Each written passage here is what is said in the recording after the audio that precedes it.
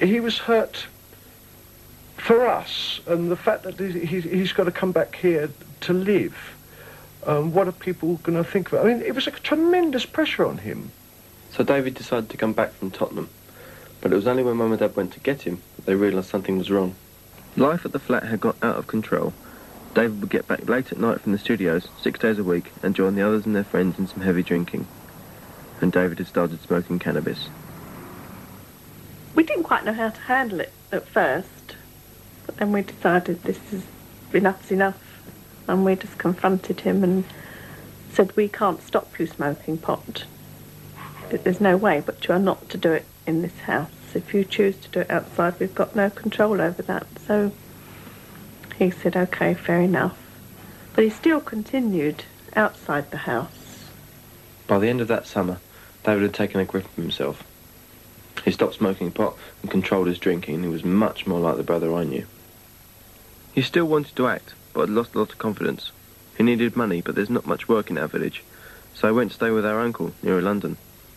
And then, in November, EastEnders wanted him back for an episode where Mark's sister finds him in Southend. Mark! Mark! Hello, Shell. Long time no see.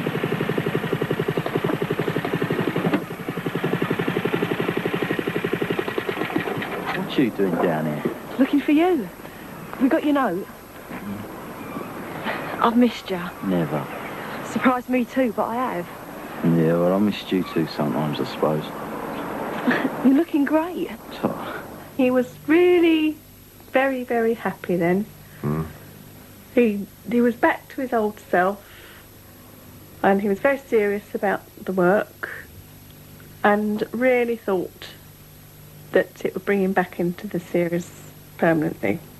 And he was really determined to do everything right. I slept rough for a bit after I left. Don't tell Mum and Dad, though, they go spared. Oh, look, can I go and tell them where I found you? Just slow down a bit, Shell. What? I don't know if I want to see them yet. Hey? I thought about coming up a few times. Yeah, you owe them that much, surely. Yeah, but they got to let me lead my own life now, even if it ain't what they want for me. I know. Just don't be too hard on them, eh? As long as they're not too hard on me. The Fowler family reunited was big news, but the Sun and the Mirror went further. Finding out that David was living away from home, they printed these stories. EastEnders runaway Mark Fowler has walked out of his real-life home. EastEnder boy in runaway riddle. EastEnders boy star David Scarboro sparked off a mystery last night when he claimed he had run away from home, just like his character in the top telly soap opera. Both stories were completely untrue.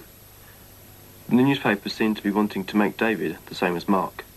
David, 17, said, "I've had a lot of hassle from my parents and I don't like them. I've been living with my uncle and I'm very happy. There's no chance of me going back." He came back on a Sunday and we were sitting down and he literally cried, saying, "I'm so upset because I didn't say that. You know I didn't say that." And he just cried. And there was him, as Susan's just said to you, he'd built up his confidence again. He was really he was hopeful that he would get back into it. His agent said it worked out right. And what happens? Papers. In the spring of '86, David came home and did some casual work like carpet fitting. He made a few appearances in EastEnders, but by the summer, the offer of a permanent contract hadn't come. Towards the end of the year, he realised his life wasn't going in the right direction. One good thing was meeting and falling in love with Roisin. It was a good laugh. We used to go up to London all the time. I was living in London, so he'd come up to see me, go and see bands a lot, go shopping down the King's Road. But people always stopped him, recognised him, but he was able to handle it, I think. And for me, it was a big novelty that, my boyfriend is recognised everywhere. During the summer, David became less and less keen to leave the village. To see him, Roisin had to come here. When we spoke to them about it, it was because whenever he went out of the village, he couldn't just be David.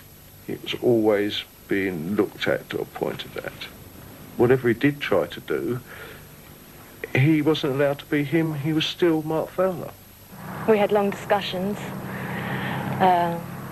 over the table in the pub or in his room or whatever, we seemed to talk for hours about his insecurity and problems. He didn't want to go out anymore. David felt trapped.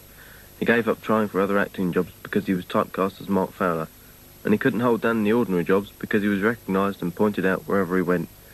It wore him down. He became withdrawn and depressed. You had to be careful what you sort of spoke about with him, because he used to get a lot of things the wrong way, thinking that you'd be talking about him, whereas you'd be talking about someone totally different. But he was so paranoid that he thought that you were talking about him all the time. You'd phone him up and I'd say, do you want to come out, or do you want to come down here, do you want to do this, do you want to do that? And he did say, oh, you don't really want me coming down, do you? And we say, yeah, sure, we want you to come down. And he just felt as if we were taking the mickey out of him all the time, you know. He thought that everyone was against him, you know. He thought he'd done his best and everyone was just now out to get him, as it were. It certainly seemed that way to him, you know, with the papers and what have you. If you're walking down the street and people are pointing at you and whispering whatever, you know, obviously are talking about you, but they're not necessarily saying bad things. There were days when David didn't want to leave the village, or even his room. Later those days grew into weeks, and he was becoming more and more withdrawn. Sometimes he wouldn't even want to talk to his friends. Now it wasn't just a case of feeling depressed, it was a real illness. David was suffering from clinical depression, which is not related to directly the events that have occurred in one's life, but it's an illness, like diabetes is an illness. Mm-hmm. And this is an illness that requires specific drug treatment and help. It is a difficult way of life, because you try all the time to remember that the person is depressed, which is an illness, and it's not their fault. But sometimes it's hard to remember that, because it takes over your life. It was difficult to invite people here, because when you're very depressed, you don't talk to strangers. After a family talk, David realised he needed to come to hospital.